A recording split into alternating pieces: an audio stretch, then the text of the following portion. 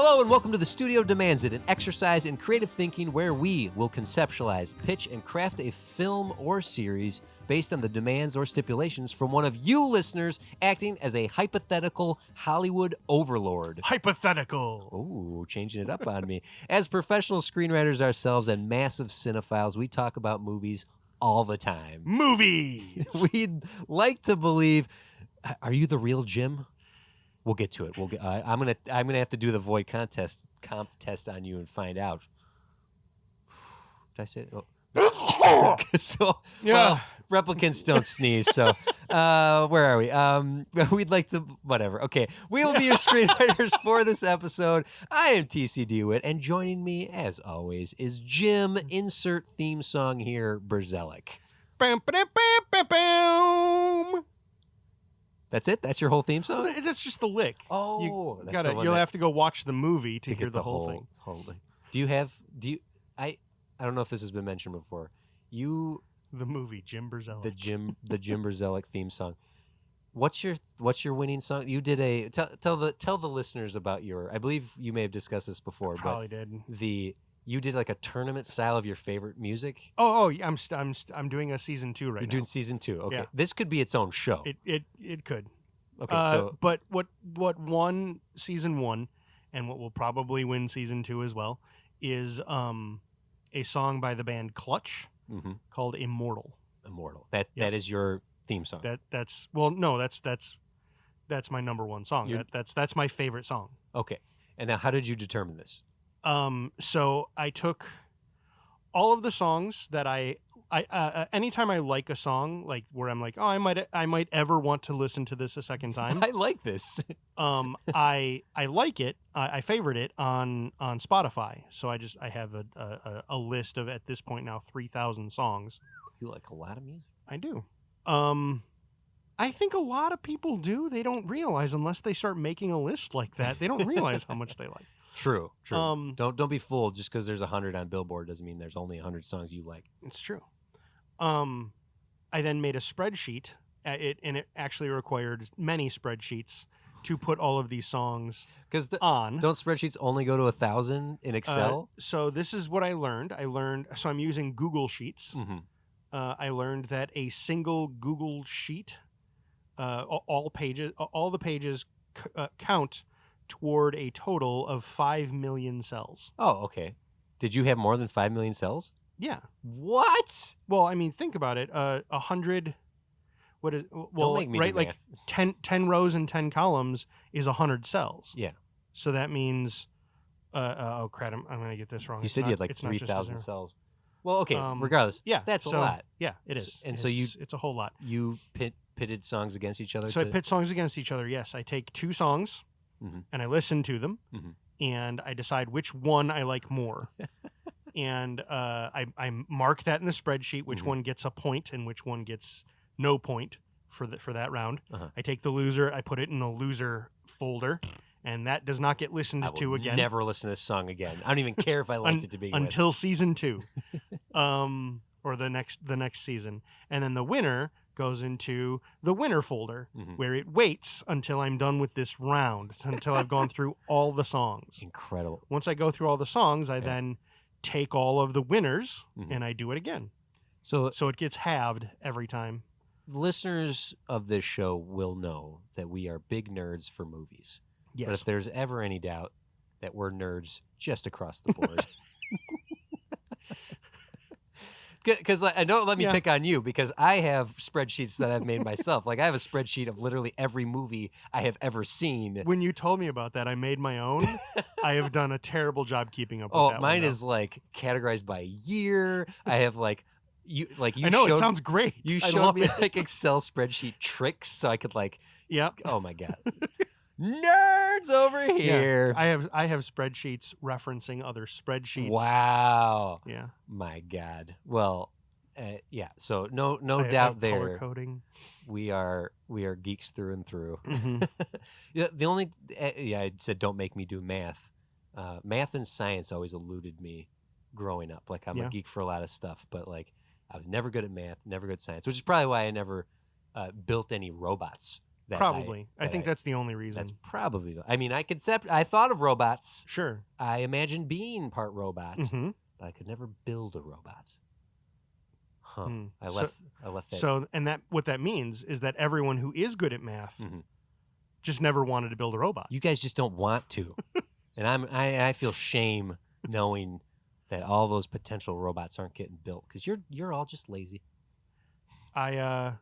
Relating to math, I didn't think I was any good at math. I didn't really care about math until my freshman year in high school, when I discovered role-playing games and suddenly algebra made sense.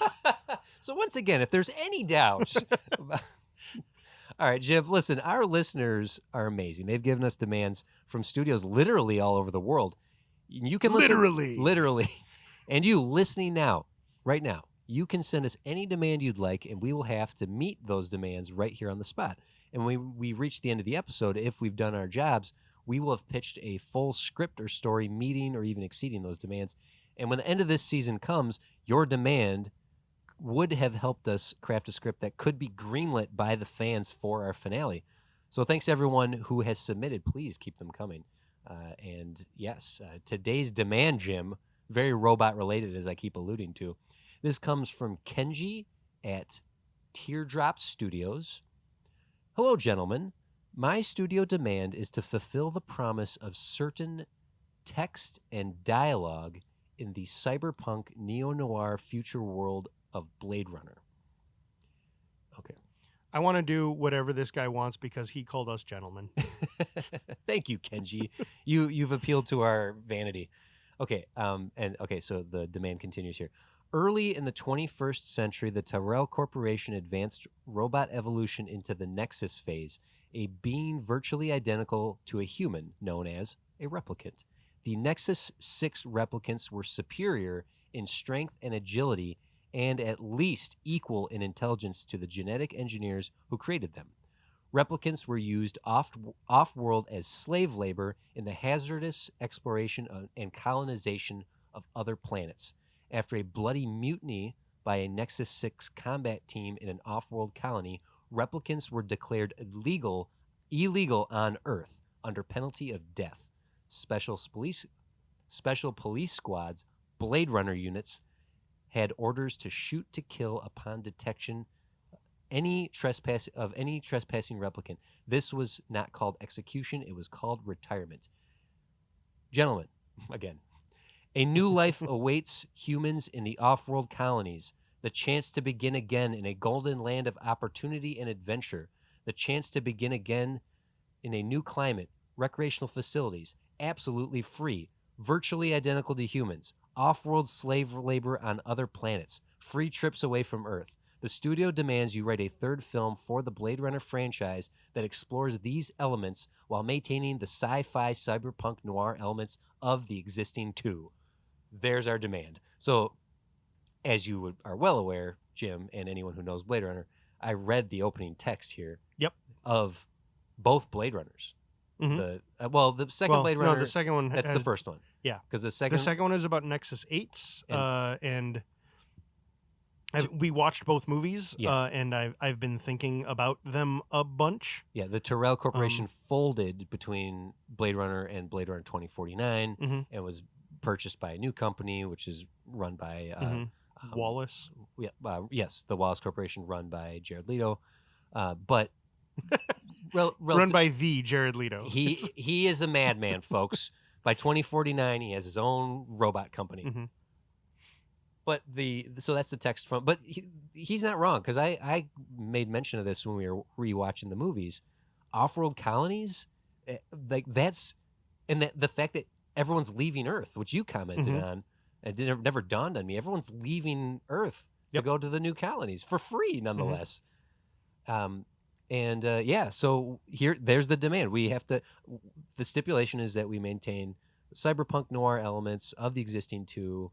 It doesn't say where to place this movie, but it does say to fulfill the promises of the off-world slave labor on colonies on other planets, and the fact that, and then mentioning the free trips away from Earth.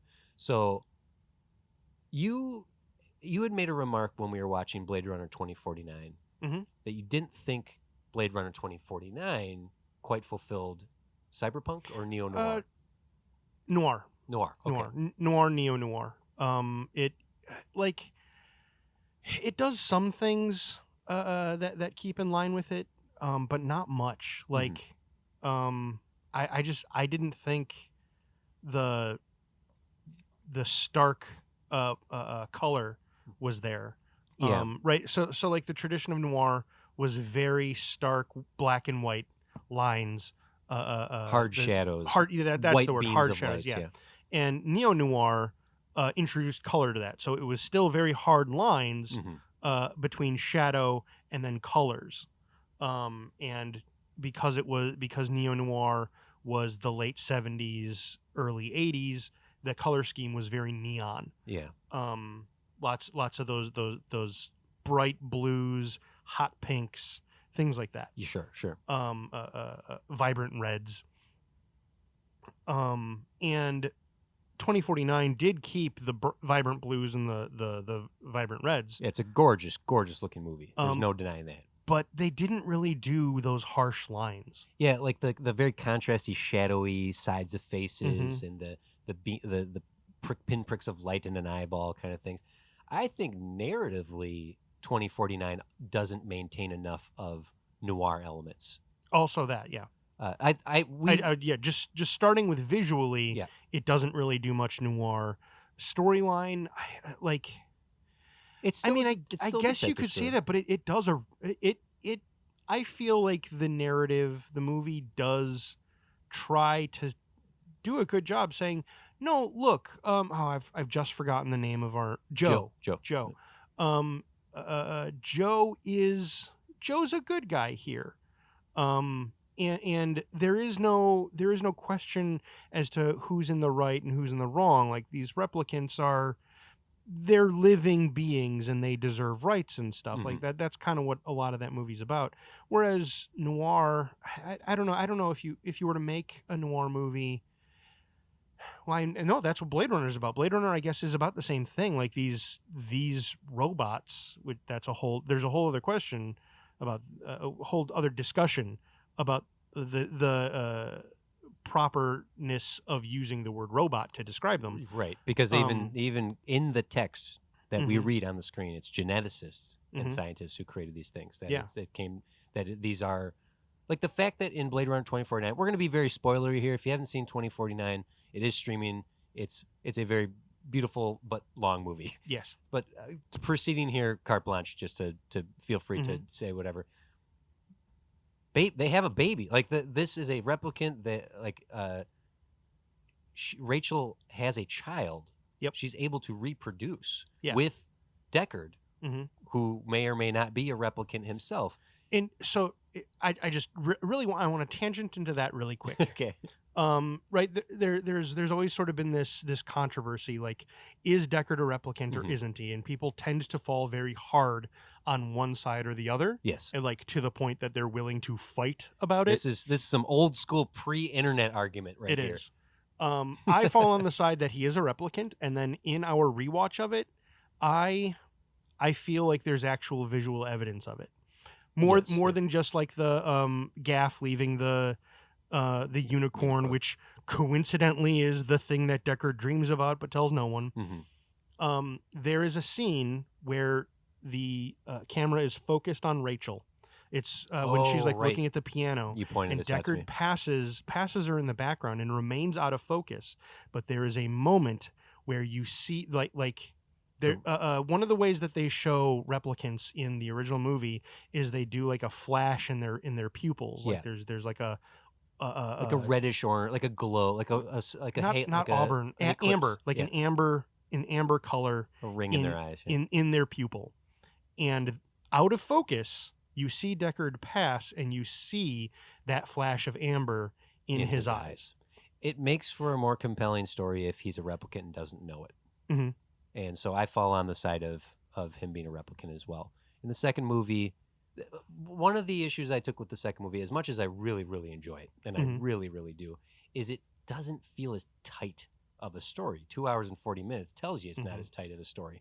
It's got a lot of really, really great things being said and explored in it. But I think as we now try to craft a third film, Mm-hmm. we did watch the short films as well. We We did. are aware of the short films that led up to 2049. But as we sit here to craft a third film here, I don't want to use Deckard. I don't want to use No. Joe. I want to play with a different character or a Mhm. different set of characters while still exploring some of the elements of what is a soul, what has a soul.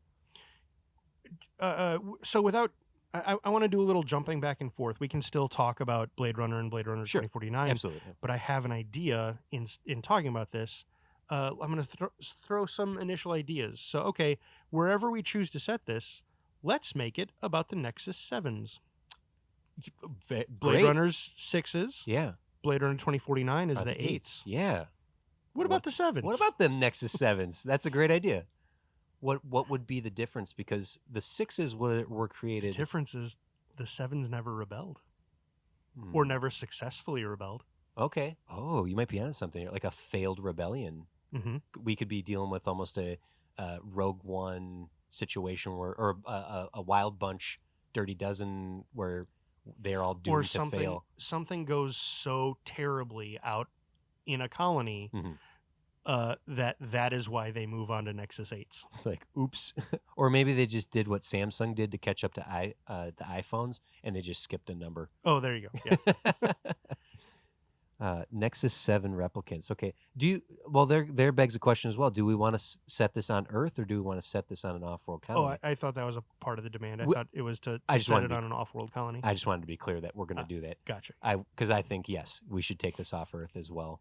Because that, as I already said, was something that always escaped me about Blade Runner. Like, oh yeah, we've left Earth. Mhm. We are out there in the stars. Where? Well, so those are interesting. where are the Tannhauser gates, Jim? Those are interesting stories.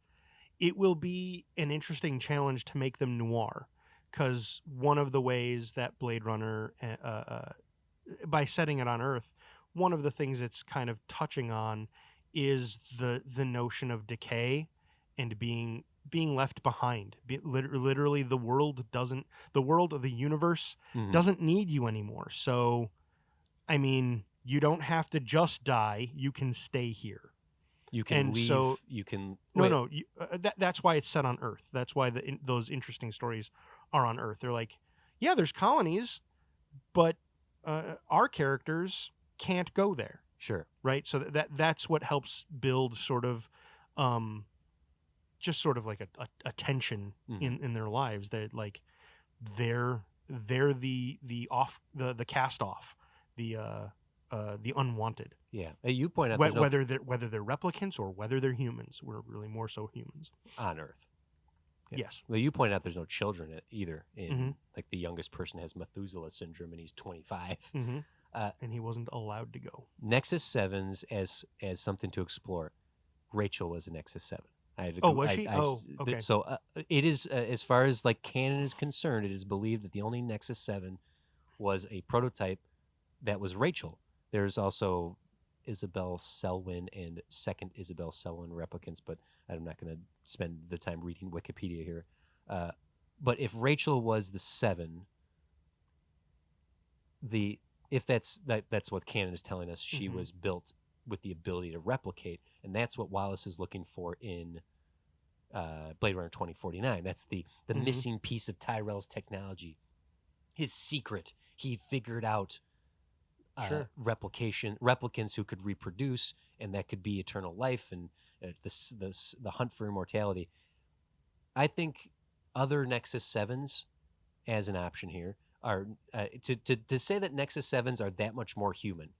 Mhm. They are indistinguishable as human as the 6s. They're indistinguishable as 8s. 7s as well. But what would make the 7s even that much more human is that ability to procreate.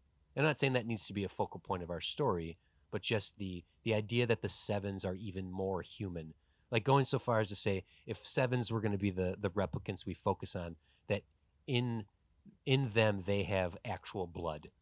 Like literally having a scene where we could do a blood transfusion with one of our replicants to a human, even a human who like hates replicants but needs a blood transfusion.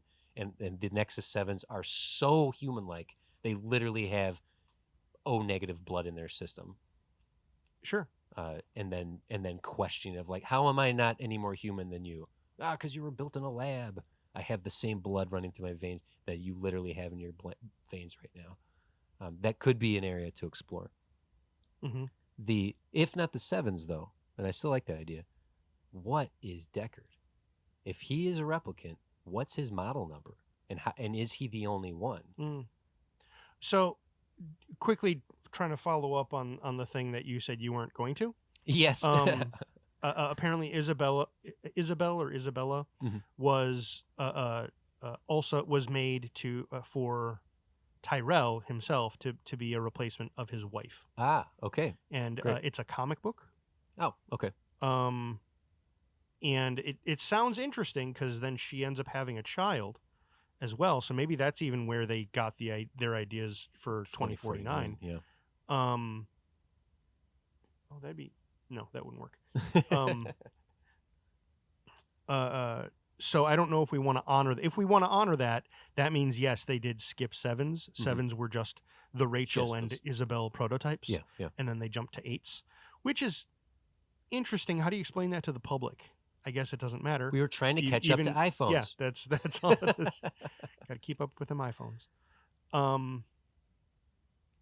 Sorry. Now I'm reminded of Penny Arcade, actually, or one of the guys from Penny Arcade. Maybe both. I don't know. They made a noir series, except their replicants were just straight up robots, and it was about basically what it was like to me is sort of a cross between iRobot and Blade Runner. Mm-hmm. Where the robots were very much robots and they wanted to be a part of society, but humans didn't trust or respect them. Why would they?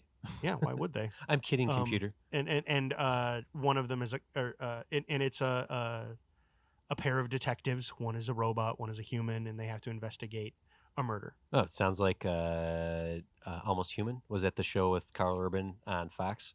Yeah, it was. Whereas the Penny Arcade comic actually did a really good job remaining noir. Okay. Just, if you want to go check out a thing out on the internet somewhere, I gave you a couple things might be able to track plugging away. As far as canon is concerned, let's take our 2 films and what we had in the 3 short films. Okay. Which weren't much. Really The blackout was the important thing, where like all of I feel information like that even that's set after what we're going to do, because those were 8s. Okay. So we're playing in the post original Blade Runner, but maybe 5-10 years removed from the original Blade Runner. Something like that, yeah. Okay. And if we're gonna play with Nexus 7s as well, or I stand by my question: what the hell is Deckard? What is his model number? Is he like a Nexus? X? As far as that goes, I think if you want to categorize him, I think he was a 7. Okay, good. Well, then that actually gives us precedent. If anything, he would have to be, because if Rachel was able to procreate, with Deckard, mm-hmm. Deckard would have to have seed that is compatible. 6s, why would 6s have seed? I don't know. Let's ask the Red Ribbon Army. Let's ask them. Let's not ask. To move forward with this, for our world building, they're 7s. So that also gives us fertile ground to play around with, that our 7s that are out in whatever colony we use are also able to procreate. Then we should have, let's throwing some spaghetti out there. Having a character that's pregnant and trying to hide it on our colony, like if we're on an off-world colony, whether it's a satellite above the planet that's being colonized. So our story is going to be, honestly, kind of similar to 2049, in that it's about like the same things that Princess Buttercup freaks out about, how this will blow up the world. Mm-hmm. That's something that happens, right? Like something out in this colony, they're separate enough that they're not able to communicate well. Oh, got it. Okay. So a baby or these babies are being born, mm-hmm. and someone's like, no, we cannot let this get out. Okay. Oh, and God. they succeed. Yeah. Oh, that's dark and gruesome and totally noir. Yeah. It's Chinatown. It's Chinatown. Okay, a satellite station above a planet that's currently being developed. The replicants are the ones building the planet up for human colonization, and the main area that they are building is the communications array, so that is sort of like the final destination of we got to get to the communication array to send word back that a replicant that we as replicants have reproduced. If like I'm sort of building from the end I backwards, don't. but I would like to propose not. No one's trying to make a big announcement. okay, then that's fine. Sort of because I don't want our story. I think I'd rather follow a mother with an infant rather than a pregnant. Okay, she's had the A baby. pregnant replicant. Yeah, Great, love it. So most of it's been in secret. So now she is trying to get off okay. the colony they're on. I like this. So she and like a couple other replicants or whoever, they're trying to get her off. So that's Yeah. uh That I think is the motivating factor for yeah. what's happening here. Mhm. But in the midst of that, a murder mystery. If some key specific high profile person was killed either on the station, maybe the station is where like the law enforcement, the Blade Runner exists, and on planet where they're developing and under these very extreme conditions, because it's like an unseasonable hurricane season on this planet they are colonizing. How messy do we want to get? Let's get it's R-rated, man. We can get messy. But I'm saying that the murder happens and the Blade Runner is investigating it, and the murder is tied to the fact that there is a child on this space station that they just are trying to protect. Right? You see what I'm saying? Like Sort of, yeah. That it's seemingly okay because it's the who, what, when, where, why, and how of a murder mystery of like this person is dead, who did it, why'd they do it. Oh, unlock. Oh my God, they've been covering up this existence of a child. This child is. Oh, do we want it to be like not even an infant? Like, is this like a 3 or 4 year old child? Yeah, I say that here. Oh, I'm going to build this for you as well. Build this for us, I suppose. Let's have an entire 24 children exist on this space station because the development of the planet has been affected by severe weather conditions that were unprecedented. They are years behind schedule, but they can't send all these people back to Earth. So there are families and children on the space station. So that way we don't have just one kid running around. We have dozens of kids who are in the way essentially. So like then we're putting everyone in close quarters. There's tension of the fact that this is taking too long. And so then we can have kids in the background and the humans live in relative opulence, and don't really do much work, while the replicants are the ones who do a lot of the all of the mining and they're down the there construction, terraforming and building the structures and whatnot.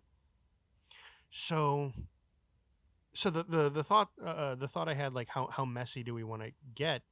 It's not a replicant mother, it's a human mother and a replicant father. Yes. Oh, okay, all right.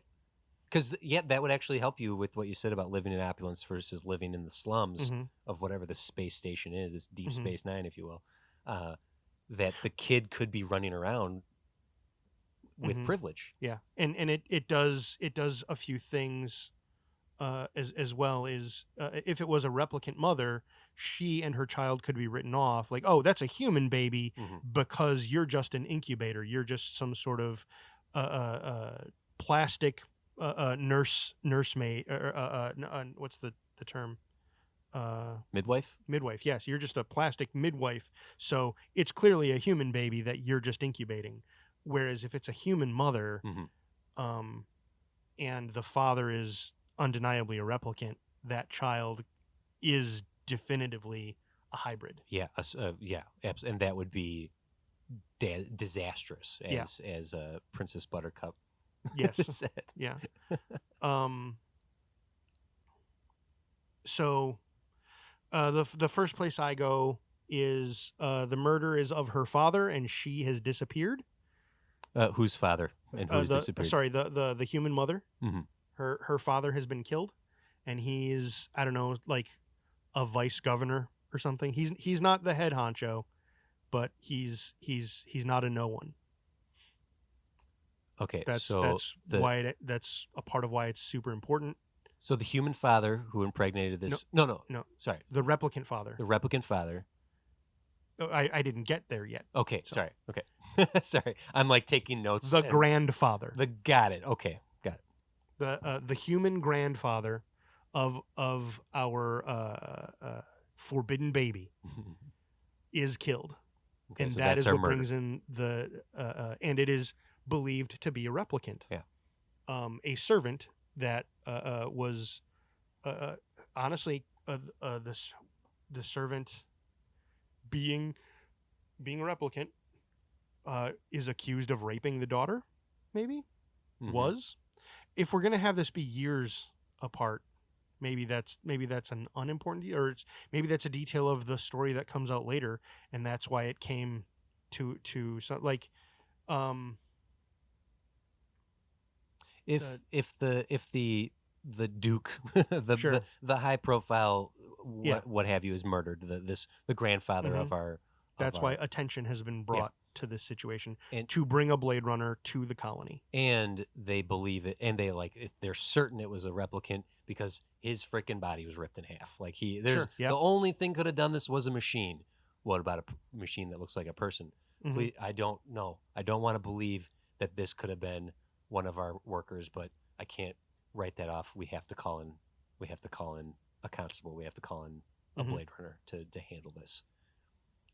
So then our main character is introduced as someone who's flown in mm-hmm. or brought in, who does not want to be there. Is this someone who the grizzled detective angle here is they are like unhappy, right? They can't be like happy to take on the case. No, yeah. It's got to be someone who's like when we meet him puking from the FTL travel, just like sure.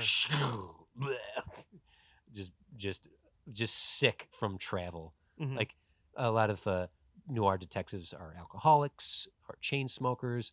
If our main detective he could be an alcoholic or a chain smoker or a pill popper, but he just has hibernation sickness. Like when he shows up, he's just like, ugh, like just I feel like shit the whole time. So mm-hmm. he's just very cranky and sweaty. I'm just trying to build a character. Yeah. I'm trying to. Do we get? What about a woman? You know what? You read my mind that our Blade Runner could be female. I'm all for trying that. To think of the extra angles, like if that gives us extra angles, well, or if it does. Like tossing out ideas right here is if it's someone who has lost their husband, is someone who has lost a child, giving a mother who's investigating this, and this whole story comes down to a mother trying to protect her child, or a parent trying to protect their child. There's maternal instincts playing in there, and I'm not trying to lean into some like the like first cliche thing I start thinking about it starts going against it becomes a bit more difficult for us to lean into certain noir tropes. We can still do it. Yeah. Like the femme fatale becomes more of an issue rather than just dark sexy female leads our male detective off the trail, mm-hmm. or whatever. Mm-hmm. Now it becomes dark sexy male leads our female, or dark sexy female leads our female. Like, oh, now what are we saying? And we don't have to say anything. Just I but think these are the things. This is why I'm stuttering and why there's radio silence, because I'm thinking which of these ways is the most intriguing. I feel like going female for this. It sets it apart from the other two Blade Runners. We can still check off the noir checklist of the femme fatale, of the damsel, and whatever the gender might be. The shade, the traitor, right? That we could even have other robots in here, and I don't want to go too far into like, I guess, Star Wars territory by having androids as well as cyborgs in the midst here. But in the first Blade Runner, we see other robot toys. We do. And I'm sort of tangenting off here, but well, one of the things I thought of is like, oh, we could have people with bionics and cybernetics, and we could, but when trying to just world build and extrapolate, if you have near human copies just roaming around, and you need a new arm, it's not going to be a big clunky metal thing. It's going to look like an arm. So. Sure. Showcasing that kind of thing, I don't think does more really fits for Blade Runner. I'm with you. Okay, but to go back to the noir, but using that as a scene somewhere, like just the charnel chop shop of, oh, we take extra parts for human patients that need them. From who? From replicants. From replicants. What do the replicants get? Chopped apart. Chopped up parts. Yeah, they get so. Then seeing some replicants down on the planet that have been mined and harvested for their limbs and stuff. That's dark and fun right there. Ugh, coming across that. Are we going beyond noir at this point? No, I always go to Chinatown and Who Framed Roger Rabbit. As far those are our noir touchstones. Well, fair enough. I'm not far. Those are good examples. Come on now. No, the noir checklist I think still works whether our main character is male or female.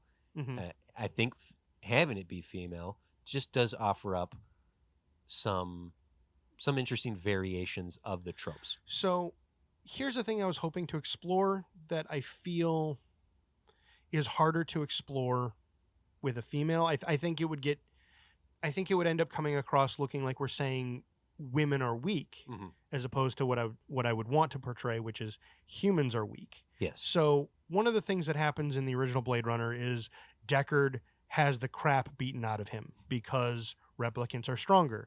However, he might also be a replicant. Maybe that's why he was able to put up with so much punishment by Roy Batty and I don't remember the first guy's name and Pris, and why he was able to put up with so much punishment, whereas a person would have broken, right? So if we introduce a Blade Runner, I want to. They are human. There is no question. Yes. Our Blade Runner is human. So, in fact, when they show up, they have to literally test it. The fact that they're sick, we will definitively make our detective human. Period. Yes, I agree, 100%. And so I was initially, I kind of had a hope that we could showcase that by when they get beat up or hurt, it's bad. Yeah, it's really bad. In fact, that gets us to a broken arm scenario. And how do you fix a broken arm? Chop shop. Ooh. Where'd you get this? There is that gives us a reason to then go to that location. I think I like it as a conversation. Oh, you broke your arm? We can fix it. We'll just give you a new one. What do you mean you'll give me a new one? Yeah. And then our character finds out, I'll take a sling. Yeah. But I'd like where you're heading there. I also actually like the idea of injuring them pretty early. That way we kind of get notes of Jack Nicholson in Chinatown with the broken nose. Yeah. Which there's a great moment of that in Blade Runner 2049 when Joe has the tape across his nose. Yeah. But regardless, I think we can still... I see your fear about the reason Deckard could take such a beating is probably because he was a replicant. Then I think we can still thrash our detective. Let's just make them wiry. They're not taking full punches to the chest. They're very swift and lithe and be able to dodge to a point, but then they're getting knocked around and hit. There's never a full on replicant just punching them between the eyes. Sure. But so they are human. They are at the mercy of their human condition. They just better be spry to stay away from as much as possible getting hurt. Giving them some sort of martial arts training as well could lead to some pretty exciting action stuff. However, sure. I know... No, I take that back. I was just about to say, I know martial arts doesn't go into noir, but Cowboy Bebop. Sure. Cowboy Bebop plays westerns, noir, and samurai all as one thing. But just making I like what you're saying. If you're right, they're going to get their ass kicked pretty severely, but it does give us a chance of no, I'll take a sling, thanks. And as we've discussed... And then we can do a thing later where she's hiding something pistol in there. in the sling. Yeah, that's great. And we've discussed. I lost my thought. Oh, action sequences are better when the main character's on the back foot right away.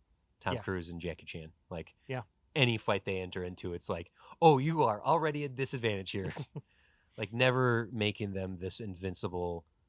Oh, never invincible. Yeah. They are scrambling. Mm-hmm. Yeah. So this detective is brought in because of a murder that they believe was a replicant was responsible for, and then we proceed from there to suspect. Follow the breadcrumbs to unravel this mystery. And I don't know how close it's following. I would need to revisit Chinatown. I know Chinatown had several other major twists and turns that I don't necessarily want to go down. But I realize that's sort of the direction I'm kind of going with all of this. Hey, that's great. So we don't necessarily have to. No, I think if we created something that people said, oh, it's like Blade Runner meets Chinatown, we'd be like, yes, it's like thank you. Chinatown in space. Chinatown, okay, thank you. Now, Chinatown had a lot to do with the control over the water, and obviously, and I kind of I said, oh, our guy's not the highest, but he's an important person in this colony's government, developing the colony. Yeah. So he's going to be important and develop it's about the water and the land here in LA in Chinatown, and there would very easily be about the water, the land, the air, the resources, supplies on the colony. The idea throughout there about the colony has been put severely years behind schedule because of some unforeseen weather scenario gives us a finale in the rain. So both Blade Runner and Blade Runner 2049 end in the rain. It's true. Or end in water. I mean, like the waves crashing around Joe when he's fighting Love in 2049, just to stay within the tradition of this series, having that finale take place within the elements down on planet, and with like oxygen depleting, so that our main character is also fighting the ticking clock of ending this while the air is running out. Would it be too much? Would it be too contrived to say that the colony they do simulated rain because it helps clean? Not only does it rain, does that put rain on their gardens, but it also helps clean their streets and stuff. You mean so it's recycled, like on the station or on the planet? On the station. On the station. I like that we could continually have some sort of elemental control. You know what? Let's okay. Or is that too contrived? No. There's to be making it rain.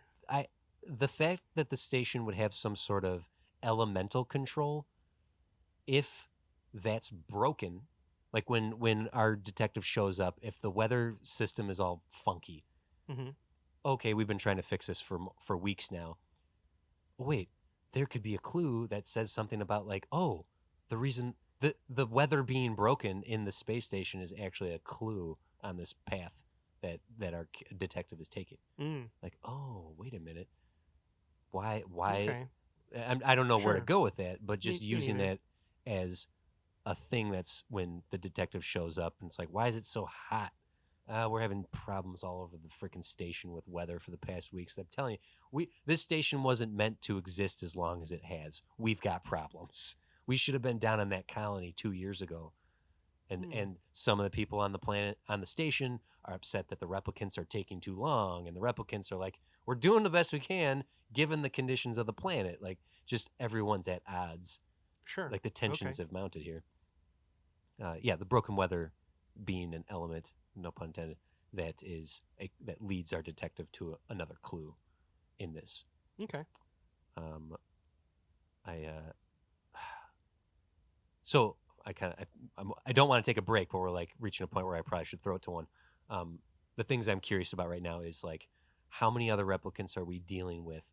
How do we get our detective to what happens when our detective uncovers the child is the X factor here, which is very much a third act like revelation, similar to Blade Runner 2049, where like the existence of a fully formed child is part of that story as well. But yeah, like I want to know, what are we going to do with these other replicant suspects? What other suspects can we throw in the mix here? So let's take a couple minutes here. We'll take our break. We'll throw it to commercial. And we'll come back, and I want to keep expanding the cast and some of those key plot elements. Sound good? Sounds good. Cool. All right, you heard what I'm about to do here, folks. So go ahead and listen to these commercials from 6.5, and we'll be right back with more Blade Runner.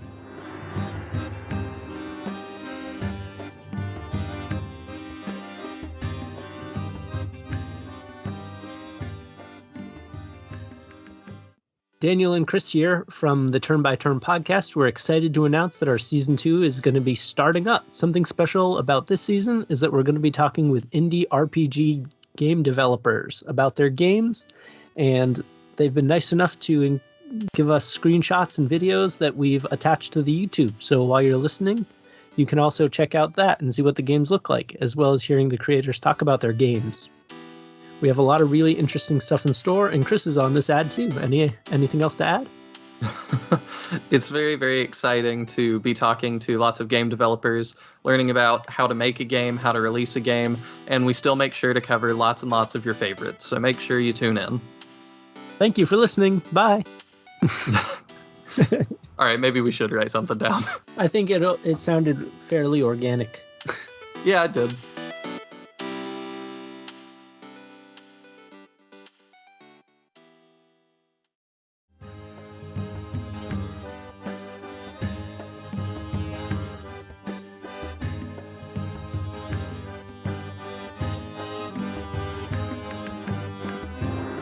So I got all kinds of ideas. Oh, I love ideas. And I love them, and I want to say them all at the same time. Wow, you got them all out at once? Yeah. I liked all of them. But now, so our listeners don't have to go back and separate audio, why don't we just pick one of those and go with it? No. Oh, darn it. So, actually, I have one concern. Okay. And that's the end of our movie. Mm-hmm. And I know I'm like we want to fill in all kinds of details, so maybe jumping there is the wrong place to jump. Yeah, but it's a concern we could address in the journey. So what are you afraid of? We want this thing to end in travesty, right? Oh God, you're talking about killing a kid. And we brought a kid in. Yeah. Because leaving the kid means there is a. Well, see, this is what 2049 deals with. That there is the existence of a child that is now a full-grown adult, and the basically the missing link between human replicant immortality. And we're suggesting that another kid remain out there. Yeah. If we let the kid survive. Okay, here's just a solution that I want to offer up. If all the replicants die, and our Blade Runner is left with the information and the kid, that the Blade Runner chooses to just say nothing. That the kid will continue to grow up completely, not even knowing themselves that they are a replicant, that there's just another orphan on the station that's going to grow to a fully functioning adult, never knowing their true origin. That is the choice that when the Blade Runner says this case is closed, this was the perpetrator, I have retired them, getting on the ship to leave, and one last look of the kid running away. So I have some ideas for that. Yeah. Is okay. I think I can be okay with that. Well, so good. I have an excited thought here, but go ahead. The child, or maybe not. Maybe it's just a handful of people, and the child is one of them. Mm-hmm. The other people are probably people we don't know. They're just other people from the colony, because in the end, this colony and the mine, all that, it is erased. Oh, okay. Like I have an idea. I've been thinking about it. I think like this is set up around not even a moon, like just an one of the big rocks, around Jupiter. Mm-hmm. Like the whole idea of this station was this station might jump from asteroid to asteroid around Jupiter, mm-hmm. and then sends those resources to Ganymede, Io, Titan. Yeah. So it's not like a primary kind of thing, And so I have this vision where, sure, like one life raft it actually escapes with like 6 people. So the kid being one of them, and we see the station and this asteroid fall into the gravity field of Jupiter. We just see it fall. So and tens of thousands of people are going to get killed in this scenario? Yes. Wow, dude. Our Blade Runner with them. Whoa. Because that's dark. Because at a certain point, probably maybe the end of Act 1, somewhere in there, our Blade Runner, doing due diligence, has made several astounding discoveries about, finds out this colony in particular is one of the few, we'll try to keep Nexus 7s rare, one of the few that has received Nexus 7s as replacements for 6s because of the rebellions and stuff that have been happening. But finds out some stuff, sends a message back to Tyrell Corp, and Tyrell Corp says something like, these are known issues. Basically says something that after, not right away, but like maybe our character, maybe near the end, finally realizes, oh, that message doomed all of us. Oh. So Tyrell sends something, not necessarily even cleaners, like maybe just like missiles or something. Or some sort of self-destruct. To just erase this. Because some ideas I had was our detective, through the course of her detecting, through the course of her blade running, goes to one of the local brothels, because out here, comfort replicants are common. Necessary. And a bunch of them are Nexus 7s. And she finds out in talking to them, oh yeah, no, they have complication, what they call complications all the time. And they refer to the spot out back as the first terrible thing I think of is the guff. Basically that's where they get rid of all of the replicant abortions. Oh my God! Because dude. This is you and dark. Because all of these sex droids, sex replicants keep getting pregnant. They're not supposed to. They're not going to. So they, and it's kind of this colony's dirty secret. That's dark. That these things are happening. That's dark. Is that too dark? It might be. Okay. The fact you're. I mean, I'm not. I would be remiss not to just say to acknowledge the dark place you're going here. Yeah. That is an interesting place. That is an interesting place to go. So that's the Blade Runner's like, oh, this is a big deal. So she sends a message back to Tyrell Corp, because we could also establish another thing, because I don't think it's clear who the Blade Runners actually work for. They're called police. They are a police issued department. I think they're the police department issued agents. I think they don't work for Tyrell. They work for the law. They are marshals. Okay, well, Tyrell's the one who makes the replicants, so I don't know, like the legality, how that works. Like this one corporation makes these things, and we have police trained with a special device on how to monitor those specific things. I feel like somewhere in there's going to be a lot of not handshaking, but underhand deals. Yeah, like if our Blade Runner reports back to the police captain, the police captain's like, we need to. Unfortunately, that's a malfunction that we need to pass on to Tyrell, and then Tyrell, like, your captain got in touch with me. Well, why am I not talking to my captain? You're talking to Tyrell. And now we're sending one of these out into a colony. Yeah. Whose jurisdiction is that? Hey, forget about it, Jim. It's Space Tyrell Chinatown. It's Space Chinatown. Okay. So that's why I was thinking they just report to Tyrell, and like there's no other authorizing body. Okay, that's too dark. Yeah, I'm trying. Okay, because I went a completely different way of how to end this than you did. Your suggestion of this whole colony is going to be like, because of the error of the Nexus 7, that they're like, we need to blow up this. We need to destroy all evidence. We got to blow it up. and then crashing the satellite, killing everybody on board, replicants and humans alike. Like, we're not going to colonize this planet after. It was an accident. Yeah, that's all doable. Let me offer up my suggestion of where I thought this could go. First, something that would really set this apart, as we talked about, there being children within the station. Mm-hmm. Even if that's I almost think that would be one of the very first images we see is just a group of school kids. So that the last image that our detective, our Blade Runner, sees is that same group of children, including our replicant child who doesn't know they're a replicant, scurrying off. And that detective is the only one who knows. So not our opening image, but essentially near our opening image and our final image of seeing these children, the future, what is a soul, yada, yada, yada, being bookended.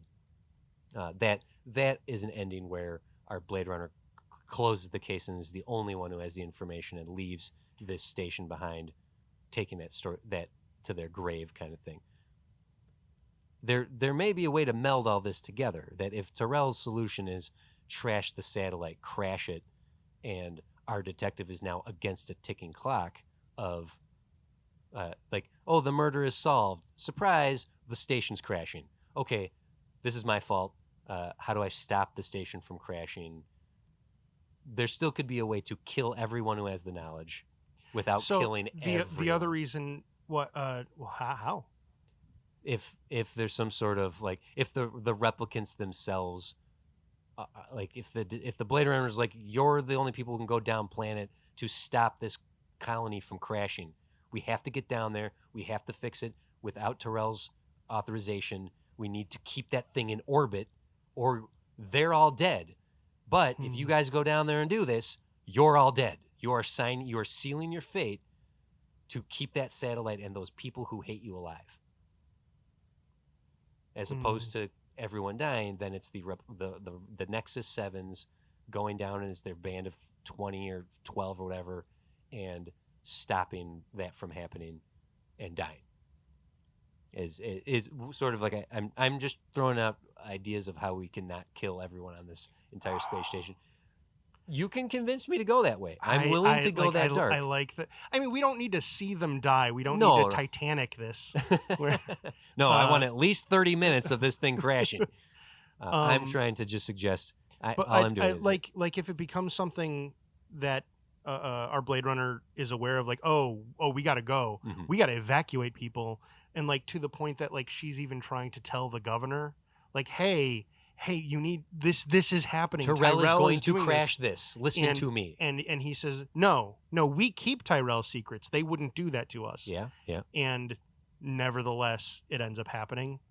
Thrusters are shutting down. Everything is failing. Yeah. And then the governor or whoever the prime minister of is the person in charge is no, constantly no, this isn't happening.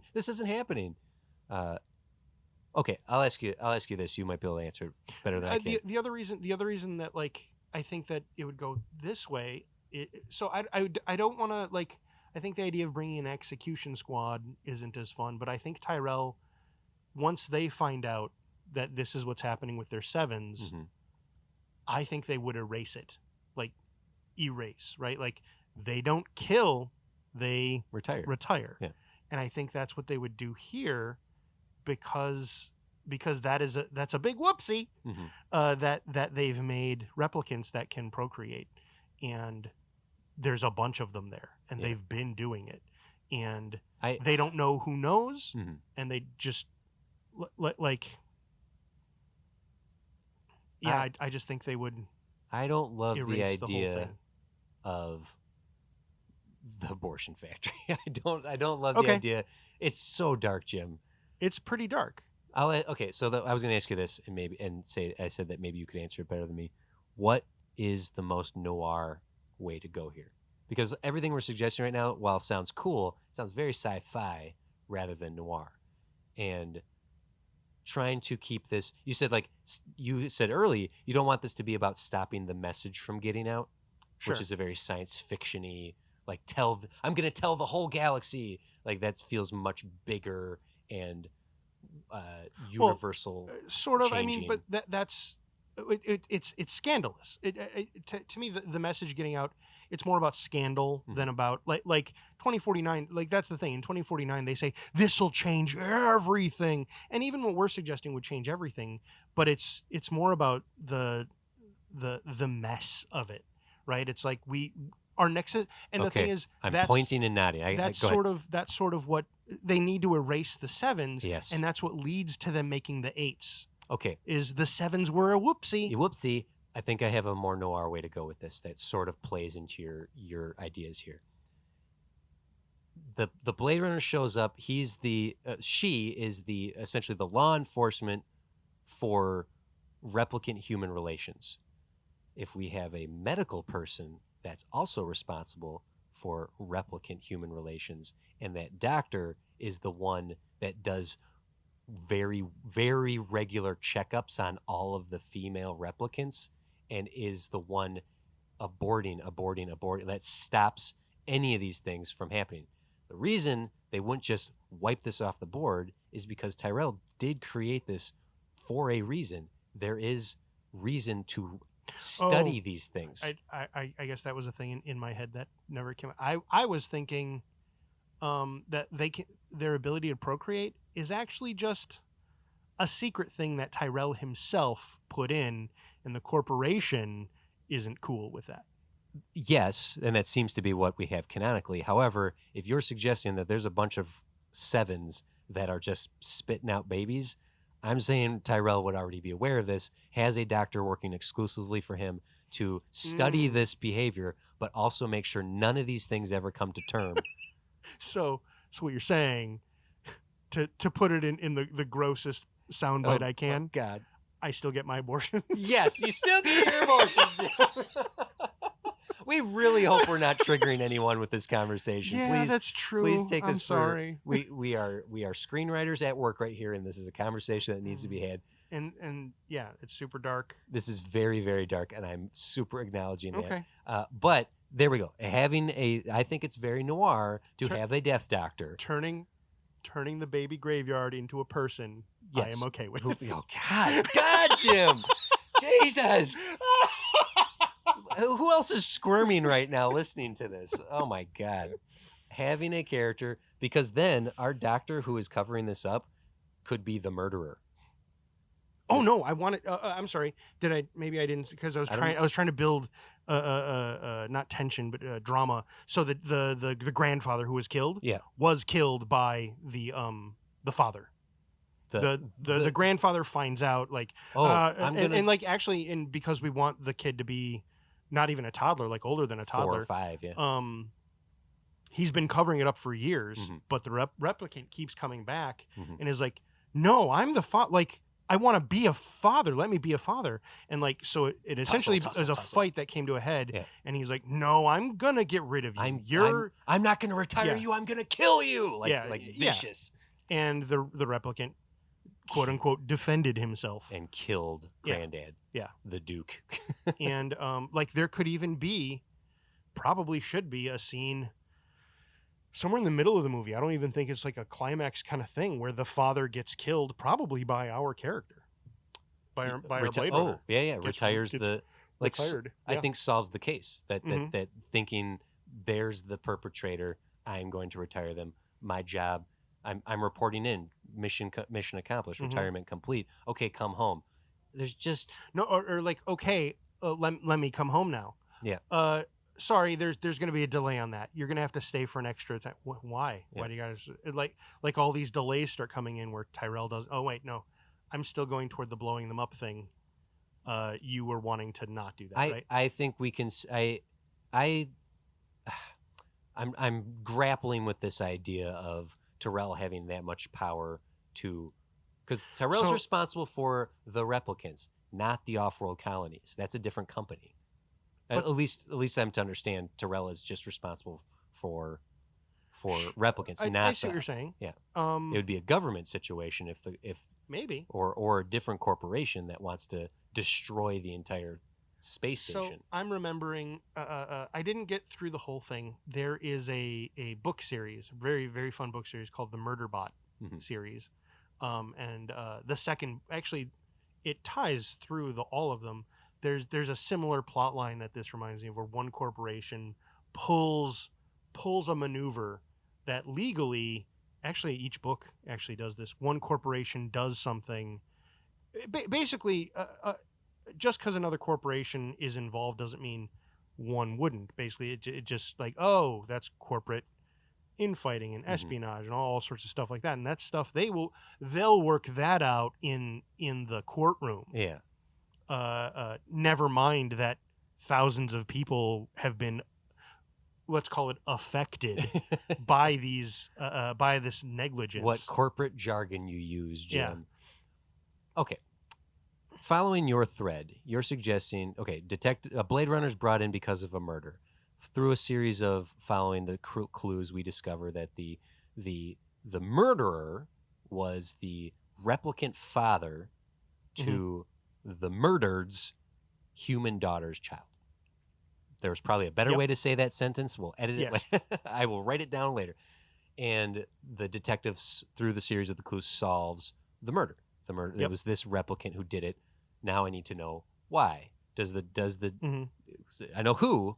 Does the Blade Runner know why the murder happened? Like, is that come within? Obviously, they do. But where does that come into play? Really, the other thing about the other thing that actually I can think of a couple noirs that do this that actually I really like is she solves the murder. Tyrell says, "Good job. Stop what you're doing. You've done the job." Yeah. And she's like, "Yeah, but I've discovered these things." And then Tyrell, ellipsis. Yep. Stay there. Yeah. And that's where you're going. That's where you're going. And so it technically happens in Chinatown. Jake won't let it go. Yeah, and they said let it go.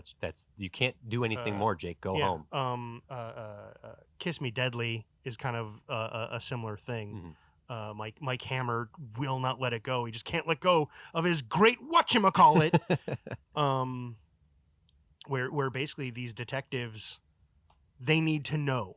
And I think they need to know. Yeah. It's not even about justice or solving the case. Like, everyone keeps telling our character, "You did it. Good job. Leave. No, there's more. Stop asking questions." There's more here, and I need to. I don't know why. What do you need to know why? A replicant got mad at a rich guy. No, there's. I don't know what the motive is yet. It's a whole upstairs downstairs thing. Yeah. The servant was punished. You're done. Yeah. No, but why did it happen? The nagging need to know more. I think that's great to have here, so that when our Blade Runner reports in, and they're like, "Come home," you're suggesting stay there because we're going to sink this ship. Yes. I still think that's a good.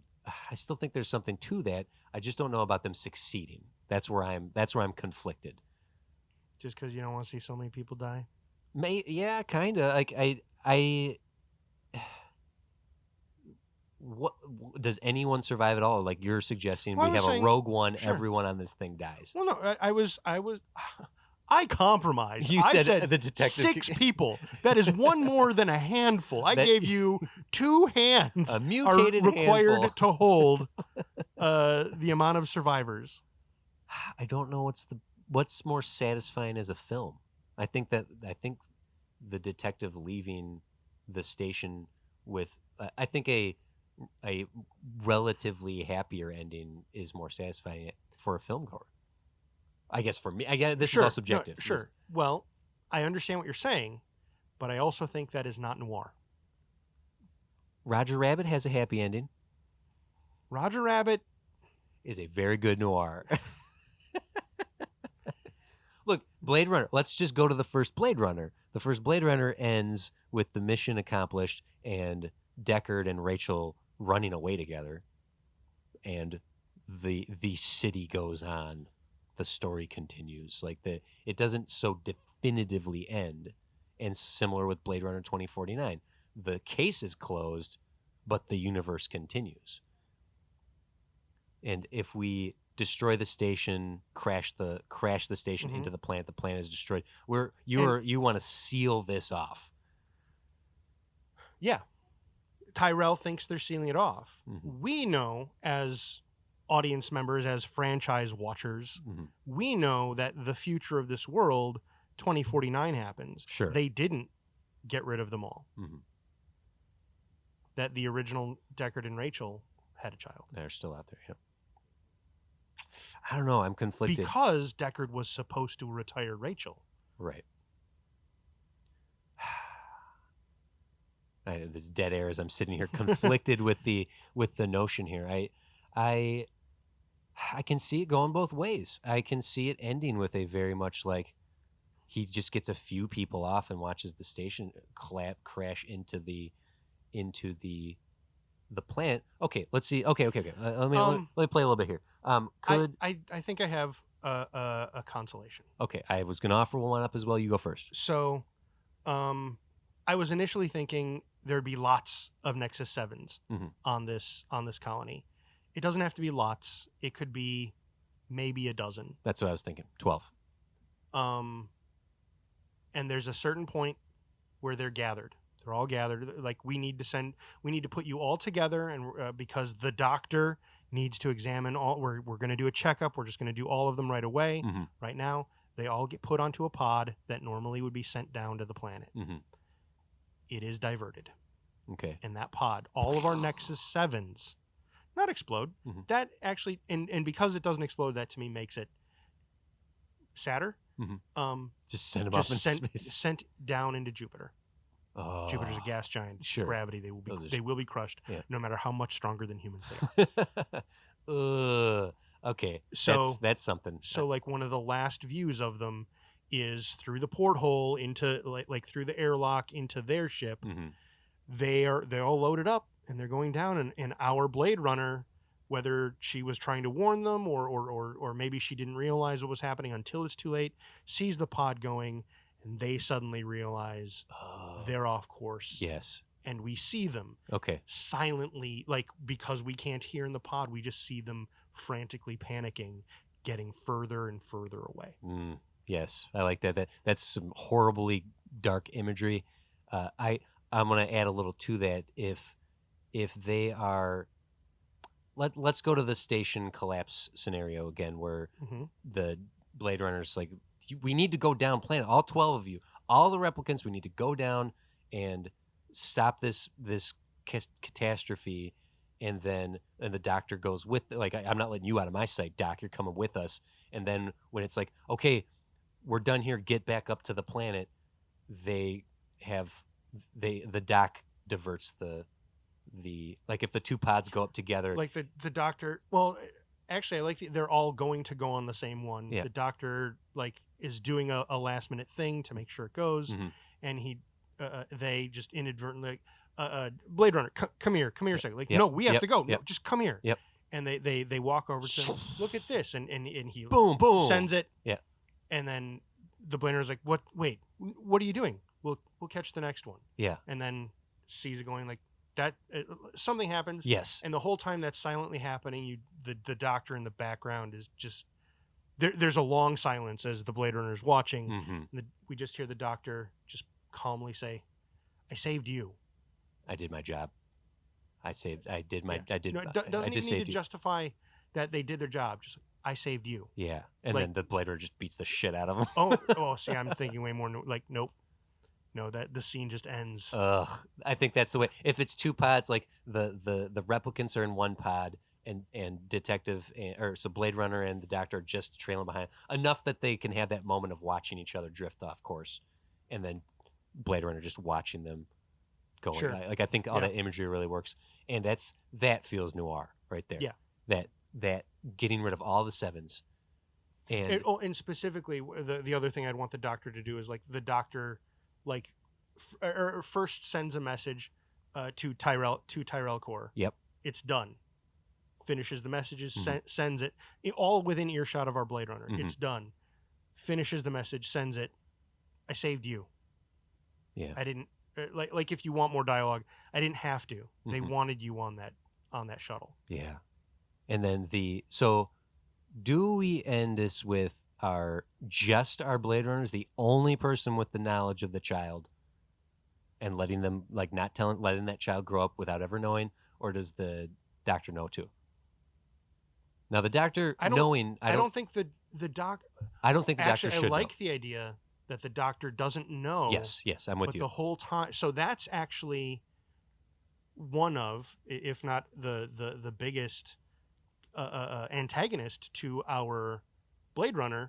The whole time the doctor's like, why are you here? Why is this important? Why did you go and talk to these prostitutes? What's going on? Why do you need to know all this? So it becomes the Blade Runner is protecting this knowledge of the once the knowledge child. exists, it's the Blade Runner almost. Yeah, like I need to know who knows. Sure. So in the end, they are the only one that knows, and they take that with them. That when they leave the station, they are leaving with that knowledge of that child of a Nexus 7 and a human, growing up, living, never knowing. That feels like and like what do we do with our doctor character? Like, do they just he just stays there. just stays on the Mhm. I'm preparing for the Nexus 8s showing up. Good. Yeah. I hope they treat you. I hope they treat you just like you deserve, Doc. Like that's the detective or the Blade Runner just hates the Doc. Sure, yeah. That feels the right. This does not kill tens of thousands of people on a space station. Boo. Oh, other details I would want to include. One of the reasons that the station is so set back as far as supplies and stuff go isn't necessarily just because of corruption and stuff. They've had battles, right? Like colonies are fighting amongst each other For supplies. So one of the things we see early on is a ship graveyard. And things are being reclaimed from that and stuff like that. Because one of the things about the noir genre is it's usually post-war. So I just trying to fit more. No, that's good. Just check some more more stuff in plus here. Scavenging parts for other things is sort of a thematic motif we're creating here. That if almost like an orb, like a sort of like a mini asteroid belt of just like a scrapyard orbiting, not like spread out all over, but like a ring of scrap, or like a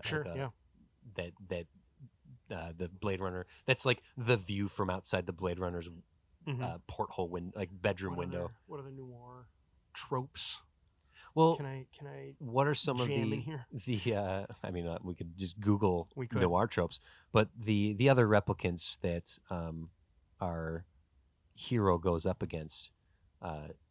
You had suggested that the fight with the father, the replicant father. How do you see that going down? Like once the Blade Runner is determined, oh my God, you are the murderer. So I'm here to retire you. I like the idea that he's hiding on the asteroid, where it is inhospitable for people. So the replicants are kind of hanging out with just respirators and not much else. But our humans, her and maybe a deputy or something like that, have to go down to the asteroid.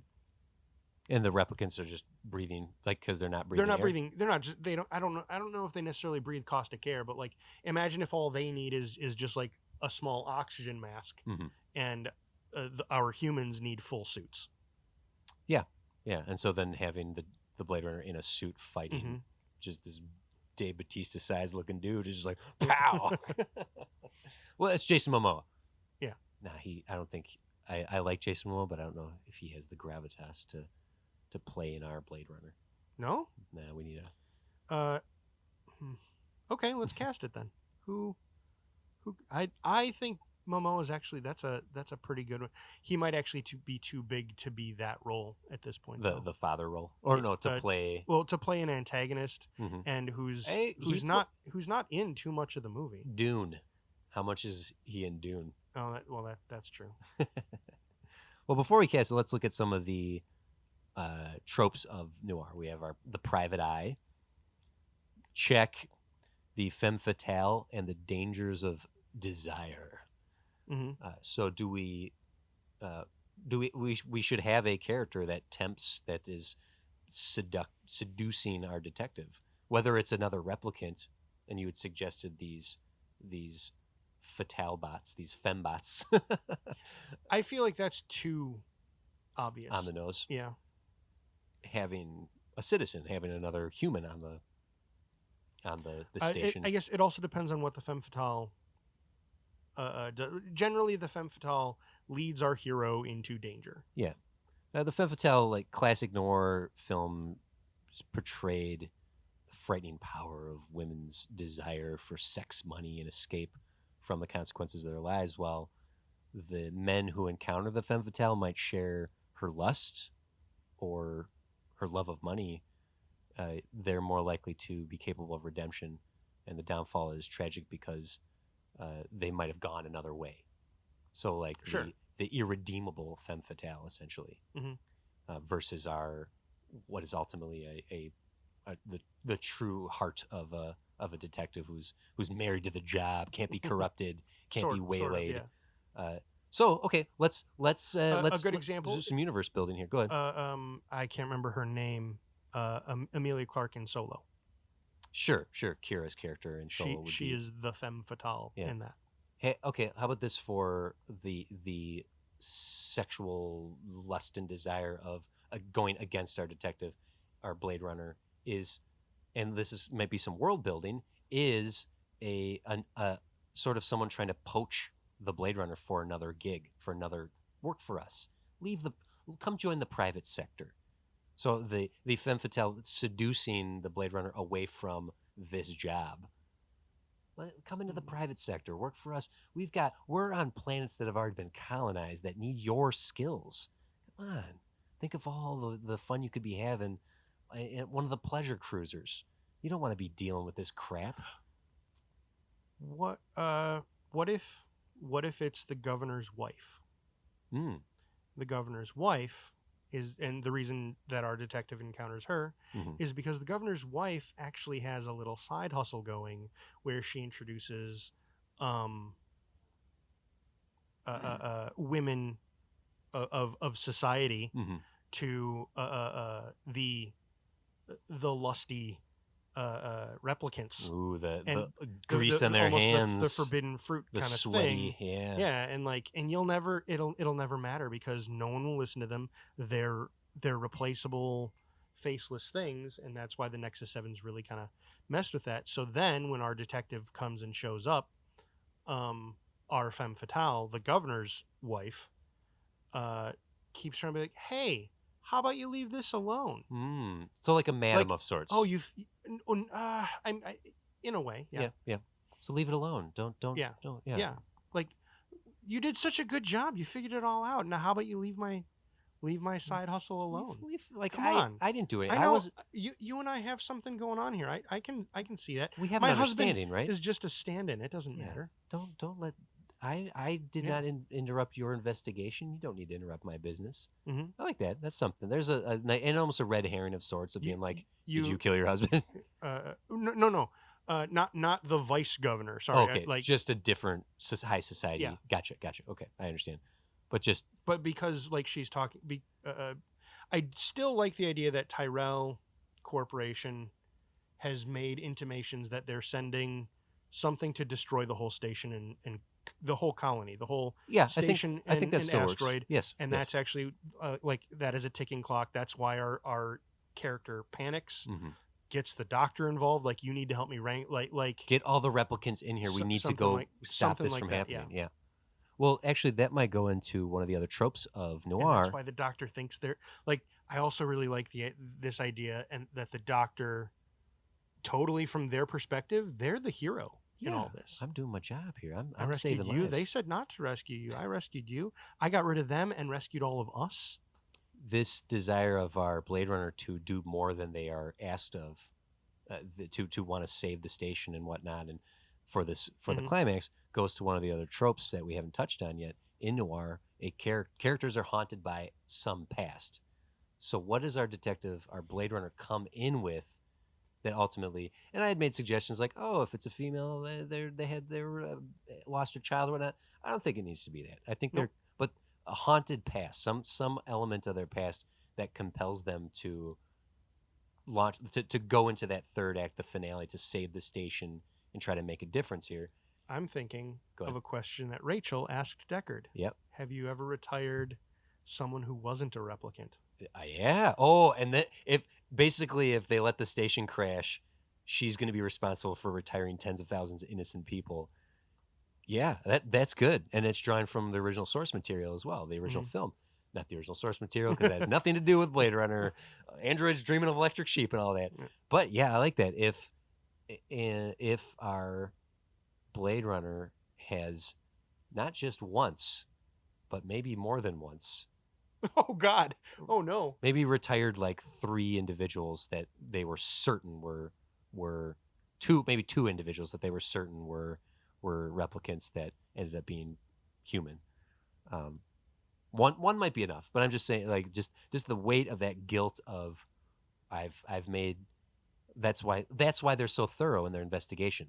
Mm-hmm. I will never pull this trigger. I will never retire anyone again until I am 100% certain. There'll never be a shadow of doubt in my mind when I pull this trigger. Ooh, we could even have a fight earlier on that's with a person, with a human, where she's fully in her, like, it's fully self-defense to shoot this person. Righteous kill. And she refuses to. Yeah. That's how she gets her arm broke? Yeah. That's great. By a person, like, you could have human? just shot them. Like, Yeah. No. Like, you would have been fully in the right. No. I don't retire people. I don't retire humans. That's not my job. Yeah, I think that could be quite enough, at least enough of the seeds to grow. Although that robs the encountering a replicant manhandling a person. We'll figure it out. We'll figure it out in the another trope of noir is claustrophobia, paranoia, and a faltering grasp on reality. Space station. Yeah, space station definitely got the claustrophobia in here. Definitely paranoia with the who's the murderer, especially if the Blade Runner gets targeted throughout this. Like if someone is already trying to stop them, Mm-hmm. whether it's other replicants trying to keep them away from the truth, similar to what happens in 2049 when Mm-hmm. Batista's character is like, I will kill you or I will die trying Mm-hmm. to keep you away from any further investigation here. The faltering grasp on reality, we could take that quite literally, we could take that figuratively. Because if they're just disenfranchised, if the Blade Runner... I don't know if does that need to be the detective, the main character? No. Because I think the mother could be going insane. Oh, yeah. Actually, yeah, the mother's basically gone insane where she just accuses everyone of being replicants. Mm-hmm. Was the child born out of love, or was this an attack? For how dark you went before, I think I know where you want to go, but I think it should be a love, or like even if it's just a sexual encounter, doesn't have to be love, but that this was a consenting. Oh, definitely. Yeah, Okay, that was my suggestion with the whole governor's wife introducing. Got it. Okay.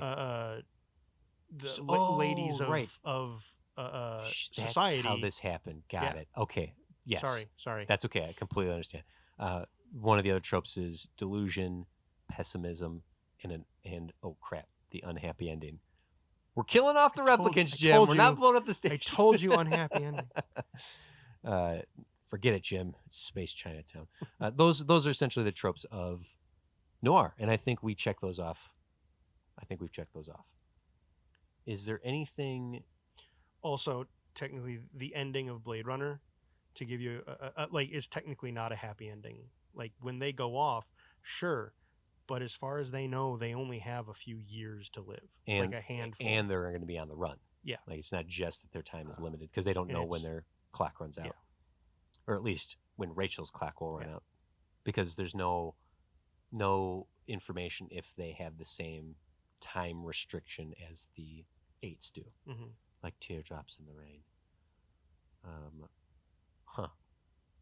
So, I mean, if you ever want to revisit sinking the whole station, I am up for it. But, well, you know what? But I'm okay with taking out the dozen sevens. I would leave that to the listeners. Do the listeners, to Kenji specifically, since you're the one who demanded this, do you want us to sink this thing? What was the studio name again? Teardrop Studios. So, Teardrop Studios. Yeah. I didn't catch that. I didn't realize it at first. That's the Tears in the Rain. Teardrops. Yeah. Good job, Kenji. Good job, Kenji. But I'll leave it to Kenji and the listeners. Do you think we should this end with just our Blade Runner and a handful of survivors watching that entire station crash? Oh, the other reason I want to do the entire station crashing, I want to do a spectacle. Like the shipyards is one thing. We can even show like whatever warp gate. but like the spectacle. You even asked, what does a Tannhauser gate look like? Mm-hmm. I don't necessarily want to show the spectacles Roy Batty talks about, Yeah. but I want to show spectacles. Like, I want to give the audience their own teardrop in the rain, and having that station and asteroid fall into the planet Mm-hmm. would be that. But I like the idea of giving it to the audience. I've flown gypsy ships with Russians through the Tannhauser gates. What does that mean? Tannhauser gates, like it's a location of a campaign that Roy Batty was on. Mm-hmm. What is it? I can tell you, it was nothing. But since then, Sure. many other science fictions have made it things. Great. Tannhauser gates have Tannhauser this or that, Mhm, and people have referenced it and things. I see what you're saying about the spectacle, though. Like Yeah. seeing an escape portal open, watching an entire space station crash into a moon, asteroid, or what have you. I think there's plenty of room for spectacle in here. But as far as whether or not we're going to just kill everyone or just leave with our detective hopping a ship and just leaving this world behind to just head back to Earth to be miserable there, I'm going to leave it to the listeners to decide. Okay. But you listeners do need to tell us what we should do here, because this is I like this one, Jim. This is another good one for a potential finale here. But I think I want to wrap it up here. Sure. So we'd love to know if we met the demand today, Kenji. So please hit us up if you agree or disagree, if you think we missed anything, whatever.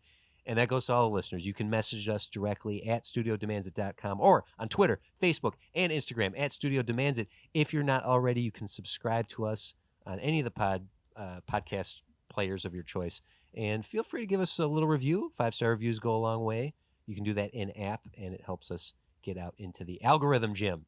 Algorithm Jim. Algorithm Jim. Play your theme song. How similar was that to the last time you did it? Or is that just another part of the lick? It was the next part, yeah. You can find us on YouTube and TikTok, where we are posting video content this year.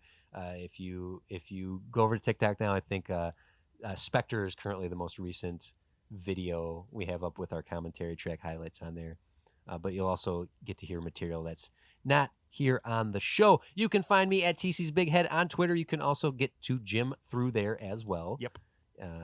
But and yes, we've mentioned it earlier. We do have a Patreon for a couple bucks a month. You can get early episodes. You can also get extended double-length episodes as well as movie commentary tracks. So thank you for those of you who've jumped on the Patreon wagon. We appreciate you very much. We hope you appreciate the wagon, the extra content we're providing. Let us know what you think of that. Yes. And a massive thank you to 6.5 Media for everything that they do for us. Please check out the other 6.5 shows. But that does it for this episode, Jim. As I've done this outro, has any other thoughts come to mind? Yes, I want to do #forbidden knowledge. Ooh. If you want the detective to leave with to leave the station alone, and the detective goes off. Okay. With being the only one knowing about the kid, or sink 'em all. Sink 'em all. If you want, so want 'em hashtag to fall to the planet. #forbidden knowledge if you want to do what I said. And Yes.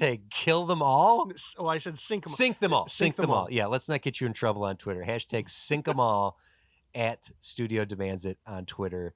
Thank you, Jim. Great. But that does it for this episode. We'll be back again soon with another one of your demands to challenge to improve the world of cinema. I am TC. I am Jim. And that is the show, folks. Literally. Literally? Figuratively.